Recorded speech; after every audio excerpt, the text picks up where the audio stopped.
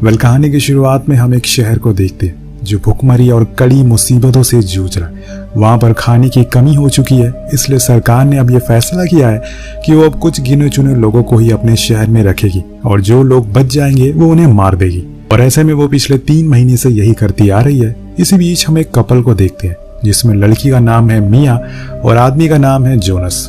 दोनों की 4 साल पहले शादी हुई है, लेकिन इन्होंने अपनी एक 2 साल की बेटी को खो दिया है, जिसकी वजह इनके शहर की गवर्नमेंट है, जिन्होंने स्कूल से आते ही बस को ही उड़ा दिया जिसमें इनकी बेटी भी मारी गई।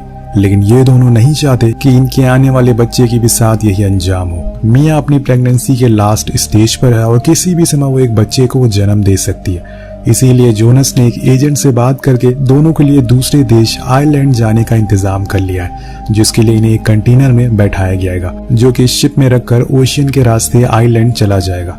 दोनों ही कंटेनर में बैठे हैं, इनके साथ और भी लोग मौजूद हैं जो इल्लीगल तरीके से दूसरे देश में जा रहे हैं। कुछ देर बाद जोनस मिया से कहता है कि तुम्हें खुद और हमारे बच्चे का ख्याल रखना होगा और डरना तो बिल्कुल मत, क्योंकि कुछ ही देर की बात है, ये कंटेनर शिप में चढ़ जाएगा, उसके बाद हम फ्री हैं, क्योंकि आयरलैंड में कोई चेकिंग नहीं होगी। इसी उम्मीद में वो अपने पेट पर हाथ रखकर बोलती है कि ये सब हम तुम्हारे लिए कर रहे हैं। कुछ समय के बाद इनका कंटेनर अचानक से खुल जाता है और एक झटके में कई लोग अंदर आना शुरू हो जाते हैं, जिनकी तादाद काफी ज्यादा थी। और इसी अफरा तफरी में जोनस मिया से अलग हो जाती है। जब तक वो बाहर जाती तब तक गेट बंद हो चुका था, लेकिन यहाँ वो फौरन उसे कॉल लगाती है तो जोनस उसे शांत रहने को बोलता है और बताता है कि कुछ देर में हम शिप में होंगे, जिसके बाद मैं तुम्हारे पास आ जाऊंगा। और ये सुनकर मिया को थोड़ा सुकून मिलता है, लेकिन इतनी भीड़ में उसे खुद को संभालना मुश्किल हो रहा था, क्योंकि उसे खुद से ज्यादा अपने बच्चे की फिक्र थी।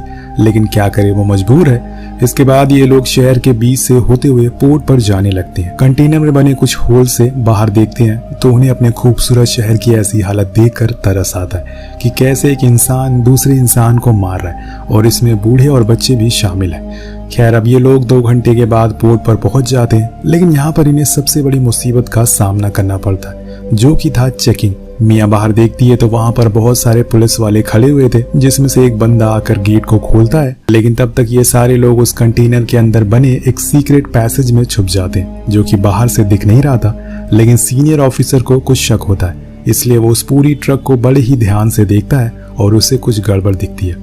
वो एक गोली चलाता है जो जाकर पीछे लगती है, यानी कि इसके पीछे भी कुछ है।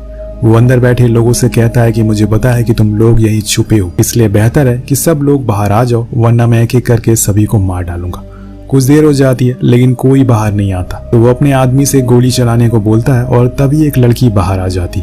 लेकिन इतनी देर में मिया वहां रखे हुए एक बॉक्स पर चढ़ जाती है जो थोड़ी ऊंचाई पर था, जहाँ पर इन लोगों की नजर नहीं जाती। सीनियर ऑफिसर ऑर्डर देता है कि सबको मार दो, जिसके बाद वहां पर अंधाधुंध गोलियां चलना शुरू हो जाती है। कुछ सेकंड तक बस गोलियों की खोखे गिरने की और लोगों की चीखों के अलावा कुछ सुनाई नहीं देता। और वहीं मिया ऊपर अपने मुंह पर हाथ रखकर चुपचाप लेटी रहती है। सबके मर जाने के बाद वो सबकी लाश को समुद्र में फेंक देते हैं और फिर गेट को बंद कर दिया जाता है। अब इस पूरे कंटेनर में अकेले मिया ही थी। वो सबसे पहले तो जोनस को एक वॉइस मैसेज भेजती है कि उन्होंने सभी को मार दिया, पर वो छुपी है, जिसके कुछ देर बाद उसके कंटेनर को कार्गो शिप पर लोड कर दिया जाता है जो आइलैंड जाने वाला है। तब वो जोनस को कॉल करती है, लेकिन उसका फोन तो स्विच ऑफ बता रहा था। वो फिर से उसे वॉइस मैसेज सेंड कर दिया कि अब वो शिप पर लोड हो चुकी है, तुम कब आ रहे हो, लेकिन उसका कोई जवाब नहीं आता। यहाँ पर शायद उसे भी उन लोगों ने मार दिया होगा, क्योंकि चेकिंग तो सभी कंटेनर की हुई होगी। लेकिन क्या पता कोई चमत्कार हो जो जोनस को बचा ले।